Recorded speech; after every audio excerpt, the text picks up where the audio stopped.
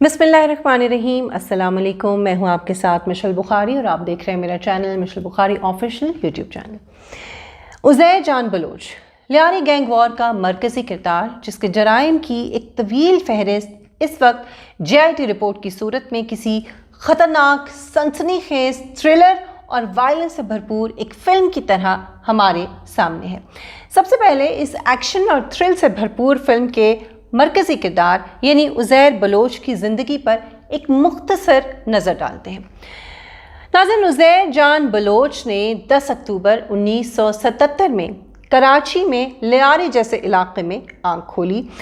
लियारी, जिसे जराइम की सल्तनत भी कहा जाता है, और इस शख्स ने बचपन से ही नफ़रत को अपने इर्द गिर्द पाया। वो लियारी जहाँ कराची की इंतहाई गरीब दर्जनों आबादियों का एक तवील सिलसिला आबाद है, और फिर ये वही लियारी है जो मुनशियात, असलहा, गैर कानूनी तिजारत या स्मगलिंग का शहर में सबसे बड़ा और बदनाम मरकज़ माना जाता है। रहमान डकैत, बाबू डकैत और हाजी लालू जैसे जराइम पेशा गिरोहों का ये इलाका, जहाँ इलाका गिरी की हवस में जिगरी दोस्तों के हाथों एक दूसरे के ख़ानदान कत्ल हुए, भाई जैसे साथियों ने एक दूसरे के सर काट डाले, साथ खाना खाते जो दोस्त थे उन्होंने एक दूसरे को कत्ल किया, और बचपन के पड़ोसियों ने एक दूसरे की लाशें तक इंतकाम की आग में जला डाली। यहाँ तक कि कहा जाता है कि सरों को काटकर उनसे फुटबॉल खेली जाती थी। नस्लों से नस्लों को मुंतकिल होने वाले जुर्म के इस माहौल में पलने वाला उज़ैर बलोच सन 2000 तक FA की तालीम मुकम्मल कर चुका था, जिसके बाद अपने बाप फैज़ मोहम्मद बलोच के ट्रांसपोर्ट के कारोबार को इख्तियार कर चुका था। इसी दौरान इसने जनरल परवेज़ मुशर्रफ के पहले बल्दियाती इंतखाबात में 2001 में लियारी के टाउन नाज़िम का इलेक्शन भी लड़ा, लेकिन इसमें कामयाब नहीं हो सका। और फिर इसकी ज़िंदगी में आया वो मोड़ जिसने इसे लियारी के दीगर गैंगस्टर्स की फहरिस्त में ला खड़ा किया और इसकी ज़िंदगी बदल गई। सन 2003 में इसके बाप फैज़ मोहम्मद बलोच को अगवा के बाद बेदर्दी के साथ कत्ल कर दिया गया और इसका सर काट कर इसके घर में फेंक दिया गया। कत्ल का इल्ज़ाम अरशद पप्पू गैंग पर आया। अपने बाप के कत्ल का बदला लेने के लिए इंतकाम की आग में सुलगते उज़ैर ने रहमान डकैत के गैंग को ज्वाइन कर लिया। उज़ैर बलोच ने JIT को ये बताया है कि इसने पुलिस की मदद से, ज़रा गौर करने की बात है, गौर करते जाइए, मैं आपको बताती हूँ अभी JIT में जो जो कुछ है, उसके बाद हम इस पर बात करेंगे। यानी पुलिस की मदद से उज़ैर बलोच ने अरशद पप्पू को मार कर अपने वालिद के कत्ल का बदला लिया। लेकिन ये सिलसिला यहाँ ख़त्म नहीं हुआ, बल्कि जराइम का एक ना ख़त्म होने वाला सिलसिला यहाँ से शुरू होता है, जिसकी सनसनीखेज और हैरान कर देने वाली तफसील जारी हुई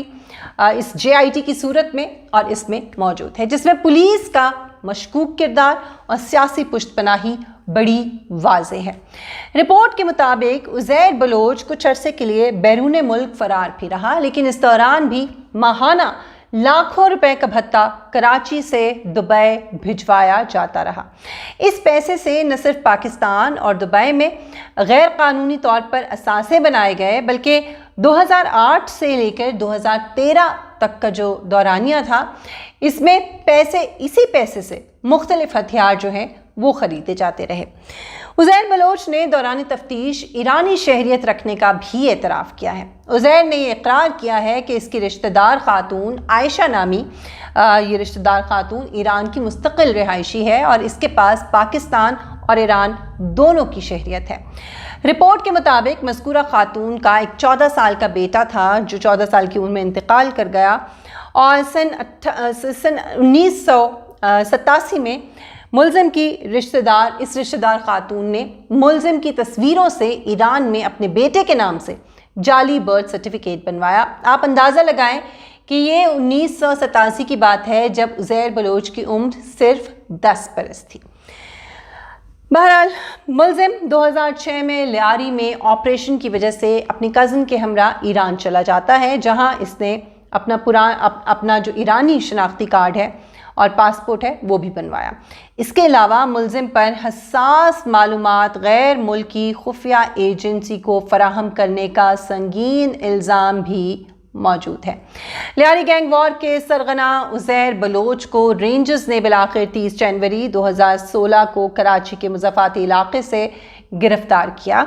اور ایسا نہیں ہے کہ یہ کوئی چھپا ہوا تھا، یہ تو اس کو ایسی پشت پناہی حاصل تھی کہ یہ بڑے دھڑلے سے کراچی شہر میں پھرتا تھا۔ لیکن ظاہر ہے کہ جب آپریشن ضرب عزم جو ہے وہ شروع ہوا تو اس کی گرفتاری اور اس طرح کے جو دیگر لوگ اور ان کے سہولت کاروں کے حوالے سے کارروائی کا بھی کہا گیا، اور تقریباً 1 سال کے بعد پاک فوج نے اسے اپنی تحویل میں لیا۔ دوران تفتیش ملزم نے 198 افراد کو سیاسی اور لسانی بنیادوں اور گینگ وار میں قتل کرنے کا اعتراف کیا۔ یہ سب انکشافات جو اس نے کیے ہیں اور JIT رپورٹ میں میرے سامنے ہیں، میں آپ کے سامنے رکھ رہی ہوں تاکہ آپ اندازہ لگائیں کہ کیا یہ ممکن ہے کہ ایک شخص بغیر کسی سیاسی سرپرستی یا اداروں کی معاونت کے یہ سب کچھ کرتا رہا۔ اس پر ہم آگے جا کے بات میں کروں گی، اور ابھی ذرا آپ سنتے جائیے۔ تحقیقاتی رپورٹ میں عزیر بلوچ کے حوالے سے یہ لکھا گیا ہے کہ وہ کامیابی سے اپنی مرضی کے پولیس افسران کے تبادلے کرواتا رہا، مگر یہ تفصیل شامل نہیں ہے کہ یہ تبادلے کس شخصیت کی منظوری سے ہوتے رہے۔ آپ اندازہ لگائیے کہ پولیس افسران کے تبادلے، یعنی عزیر بلوچ نے حلفیہ اعترافی بیان دیا ہے کہ فشریز سے ماہانہ 1 کروڑ روپے بھتہ فریال تالپور اور 20 لاکھ روپے مجھے بھتہ ملتا تھا۔ آپ جانتے ہیں کہ فریال تالپور صاحبہ کون ہیں؟ بلاول بھٹو کی پھپھو ہیں اور آصف علی زرداری صاحب کی بہن ہیں، اور اہم فیصلوں میں ان کا بڑا کردار ہے۔ فریال تالپور نے اسلحہ اور بارود چھپانے اور باقی معاملات شرجیل میمن اور نثار مورائی کے حوالے کیے، یہ بھی عزیر بلوچ نے کہا ہے، اور 2013 میں رینجرز کو زبردستی مروا کر الزام مخالفین پر لگوایا۔ اس کے علاوہ بلاول ہاؤس کے پاس 40 فلیٹس اور بنگلوں کو زبردستی خالی کروایا گیا۔ اس وقت ناظرین جو بحث چل رہی ہے وفاقی وزیر برائے بحری امور علی زیدی صاحب اور پیپلز پارٹی کے رہنماؤں کے درمیان 2 JITs جو ہیں اس کے حوالے سے بحث جاری ہے، جس میں علی زیدی کے مطابق سندھ حکومت نے 35 صفحات کی ایک جو JIT رپورٹ جاری کی ہے وہ نامکمل ہے، جبکہ اصل رپورٹ 47 صفحات پر مشتمل ہے جو انہوں نے پریس کانفرنس کے دوران دکھائی ہے، اور جس میں وہ یہ کہتے ہیں کہ فریال تالپور، عبدالقادر پٹیل، شرجیل نام میمن، یوسف بلوچ، ذوالفقار مرزا اور نثار مورائی کے نام موجود ہیں۔ وفاقی وزیر کا یہ بھی کہنا ہے کہ اس رپورٹ میں یہ صاف صاف لکھا ہے کہ ذوالفقار مرزا کے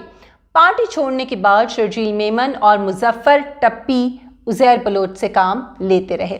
علی زیدی یہ بھی کہتے ہیں کہ انہوں نے چیف جسٹس سے اپیل کی ہے کہ وہ اس سارے معاملے کا از خود نوٹس لیں، اور اگر از خود نوٹس نہیں ہوا تو پھر وہ خود پٹیشنر بن کر عدالت چلے جائیں گے۔ ناظرین، اب سوال یہاں پر جو سب سے امپورٹنٹ اور سب سے بڑا سوال ہے وہ یہ ہے کہ اس بحث سے قطع نظر کون سی JIT صحیح ہے، کون سی JIT غلط ہے، سوچنے اور غور کرنے کی جو بات ہے وہ یہ ہے کہ سالہ سال سے آپ بھی جانتے ہیں اور میں بھی جانتی ہوں کہ سندھ میں حکومت کس کی ہے، اور کیا کوئی بھی شخص یا گینگ بغیر کسی سرپرستی کے، کسی سیاسی سرپرستی کے اس طرح شہر میں کاروائیاں کر سکتا ہے؟ اسے کھلی چھوٹ، عزیر بلوچ کو کھلی چھوٹ کیوں دی گئی تھی؟ پیپلز پارٹی اور MQM کی گورنمنٹ رہی، ان کی ناک کے نیچے سب کچھ کیسے ہوتا رہا؟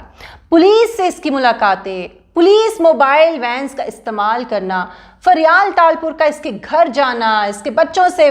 اس کے گھر والوں سے گھل مل جانا، اس وقت کے وزیر اعلیٰ قائم علی شاہ سمیت دیگر پیپلز پارٹی کے رہنما کا عزیر بلوچ کے عشائیے میں شرکت کرنا، یہ سب کیا بتاتا ہے؟ علی زیدی یہ بھی کہتے ہیں کہ آپریشن ضرب عزم دہشت گردوں کے ساتھ ان کے سہولت کاروں کے خلاف بھی تھا، جس میں عزم کیا گیا تھا، اور جو اس وقت اقتدار کے ایوانوں میں بیٹھے ہیں۔ اگر اب بھی انہیں چھوڑ دیا گیا اور سولت مرزا کی طرح قربانی کا بکرا بنا دیا گیا عزیر بلوچ کو،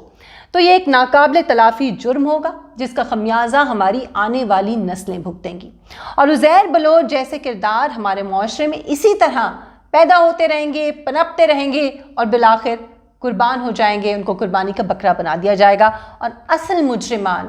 جیسے چھپے ہوئے ہیں ویسے ہی چھپے رہیں گے، اقتدار کے ایوانوں میں بیٹھے رہیں گے، میرے اور آپ کے مستقبل کا